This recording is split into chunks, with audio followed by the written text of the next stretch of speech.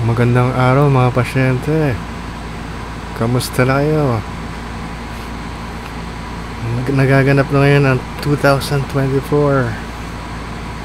Paris Olympics. At ngayon sa Olympics, alam naman natin, meron diyang World Basketball, Olympic Basketball, men's and women's, no? So paano ba tayo makakanood? Paano ba tayo makakanood sa basketball?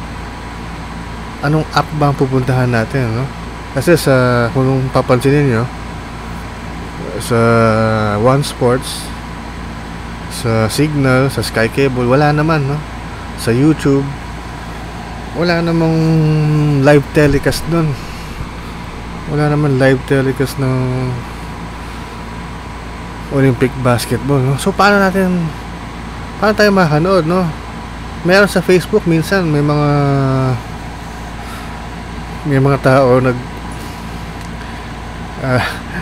nagbo-broadcast pero illegal, no? Illegal na broadcast, no?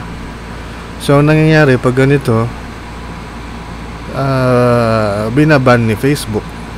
Dami na nangyari, dami nagpo-post, pero si Facebook masipag siya mag-ban sa mga ganitong live stream na sa basketball, sa Olympic basketball, no? So ngayon, talaga naghanap ako, nagtanong ako, ba't di ako makakita ng mga apps? Pilipinas Live, wala naman doon. Sa Signal Play Live, wala rin doon, no? So nagtataka ako, bakit wala? Talagang buisit ako. Bakit walang coverage ang basketball samantalang yun ang pinaka-pinanonood ng tayong mga Pilipino, di ba? Buti na lang, no?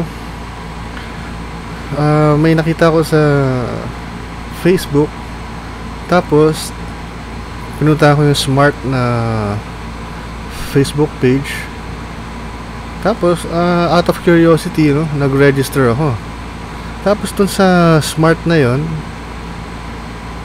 lahat ng sports, football, tennis, lahat ng meron siyang 5 channels, no? Tapos lahat ng sports may live coverage, no? Siguro halos lahat yun, almost lahat may live coverage, no?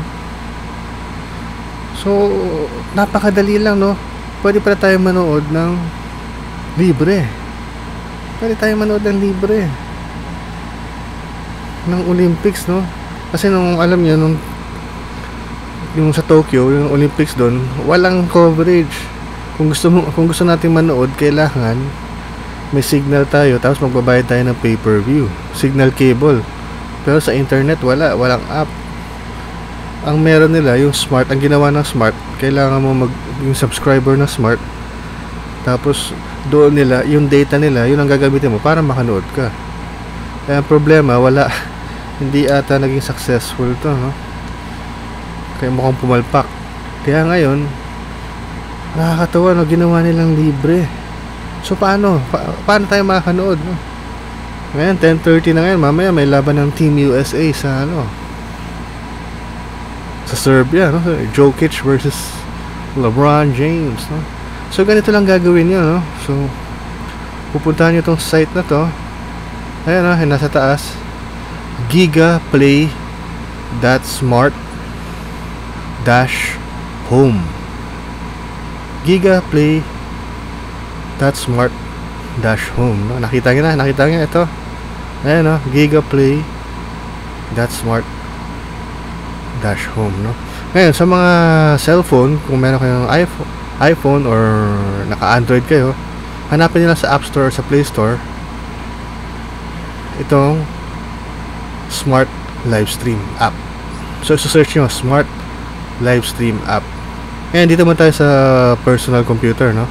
Kaya pupuntahan mo lang yan, no? gigaplay.smart-home, tapos dadaling ka niya dito.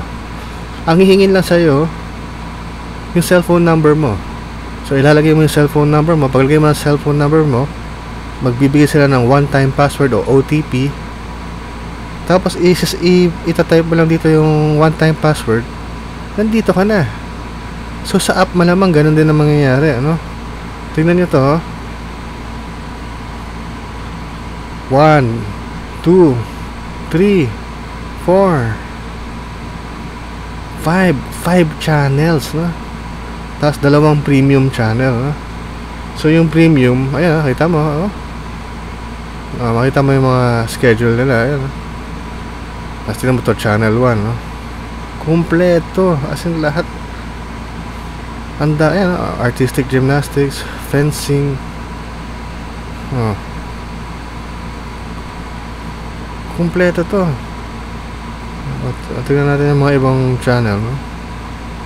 Water polo, football, yan, soccer yan, sikat na sikat yan, beach volleyball. May boxing, boxing. Tapos yung inaantay natin na basketball, syempre nandito yan sa premium channel number 1, no? Nandyan, ayan yan na. Basketball. Tapos kung titignan mo to, ayan, basketball. Mamaya 11 PM, malapit na. Serbia versus USA. Covered siya, mga pasyente, libre lang siya, napakadali, no? Kaya maraming salamat sa Smart. At saka kung mapapansin nyo sa One Sports, lahat ng may laban ang Pilipino kino-cover na nila, ha? May live coverage sa YouTube, no? I-search nyo lang One Sports o kaya Smart Sports, i-search nyo lang. Mga Pilipino, lahat may coverage. Di tulad nung sa kanila Hidalin Diaz ng Tokyo, wala. Kaya wala akong napanood ng live doon. Puro replay na lang napanood ko, mga highlights, no? Kasi medyo medyo inananil na. Parang dinamot nila. Kaya buti ngayon, pasalamat, thank you Smart. At nagawa nyo to. Marami makaka-enjoy nito. Tingnan mo, basketball, pati women's din, nandyan din, no? Pati volleyball, lahat.